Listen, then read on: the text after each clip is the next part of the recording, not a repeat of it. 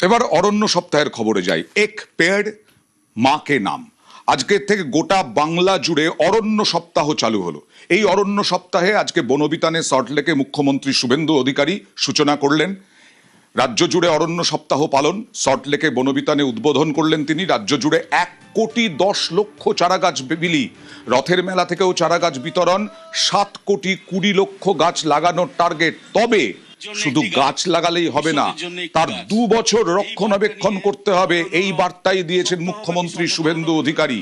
20শে জুলাই পর্যন্ত অরণ্য সপ্তাহ পালন, অর্থাৎ গাছ লাগালাম তারপরে দায়িত্ব শেষ তা নয়, 2 বছর পর্যন্ত এই গাছগুলোর সংরক্ষণ, পরিচর্যা এই সমস্ত কিছু করতে হবে।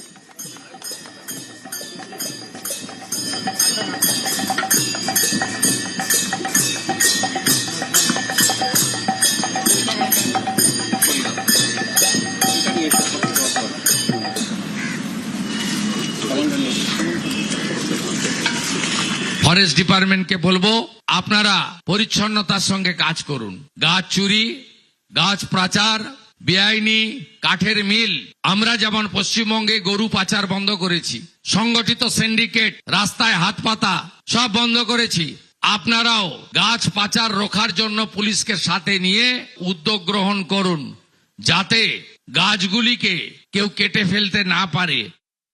বনকর্মীদের, বনবন্ধুদের নানা রকমের অসুবিধার মুখে পড়তে হয়।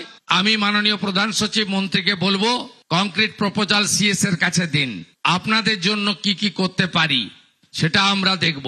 কত ভ্যাকেন্সি আপনাদের খালি আছে সেটাও আমরা দেখব, এবং আপনাদের রিক্রুটমেন্ট এখন থেকে পুলিশ রিক্রুটমেন্ট বোর্ডের মাধ্যমে হবে।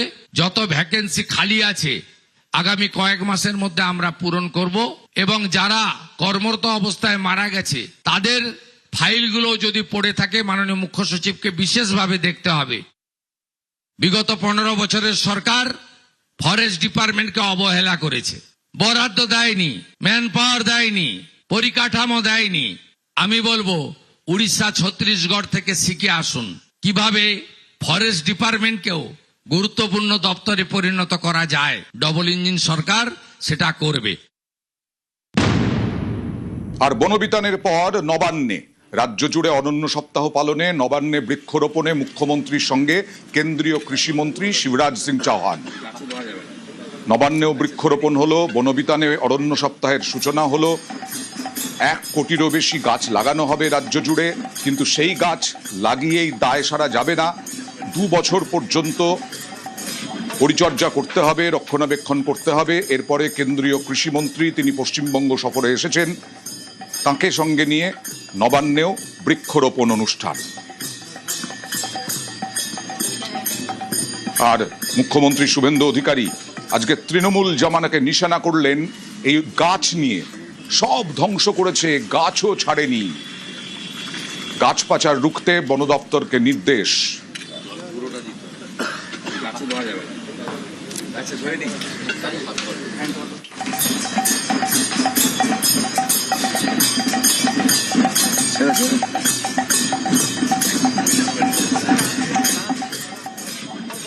विकसित भारत बिना पश्चिम बंगाल के विकसित हुए नहीं बन सकता।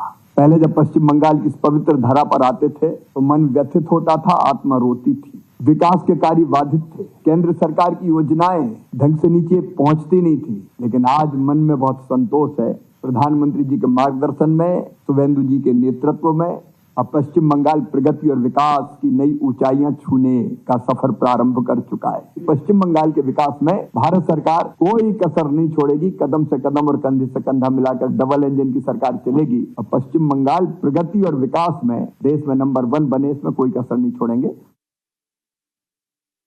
पश्चिम बंगाल की जो पवित्र धरती है वो सस्य श्यामला है, बहुत उर्वरा है, बहुत उपजाऊ है। एक वैज्ञानिक कृषि road map, agriculture road map Paschim Bangal का बनाने का काम भारत सरकार के आईसीआर के वरिष्ठ वैज्ञानिकों ने शुरू किया है। स्टेट की जो एग्रीकल्चर यूनिवर्सिटीज हैं, आईसीआर के संस्थान है, वो और राज्य सरकार के अधिकारी उस रोड मैप को अंतिम रूप देंगे, ताकि एग्रो क्लाइमेटिक कंडीशंस, माटी, जल, बाकी चीजों की उपलब्धता के आधार पर हम और बेहतर क्या कर सकते हैं। बंगाल को सीड का हब बनाएंगे, पूरे पूर्वी भारत के सीड का हब। ये फैसला भी किया, उसके लिए योजना यहाँ स्वीकृत करने का काम हुआ है। आलू बीज उत्पादन के लिए, हाइब्रिड मक्का बीज उत्पादन के लिए, वैल्यू चेन सुदृढ़ करने के लिए हमारे MOU साइन हुए राज्य सरकार के साथ।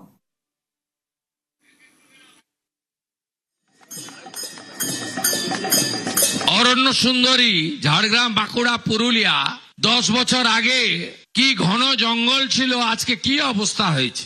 হাসিমারা যাওয়ার পথে তরাই ডুয়ার্সের অবস্থা দেখলে, চালসার অবস্থা, জলদাপাড়ার অবস্থা দেখলে কষ্ট হয়। ধ্বংস তো সব করে দিয়েছেন, গাছটাকেও ছাড়েননি। তাই ব্যাপক বনসৃজনের মধ্য দিয়ে আমাদের পশ্চিম বাংলার পরিবেশকে রক্ষা করতে হবে, অরণ্য সম্পদ তৈরি করতে হবে এবং আমাদের অরণ্য কেন্দ্রিক যে জীবজন্তু রয়েছে তাকে বাঁচাতে হবে।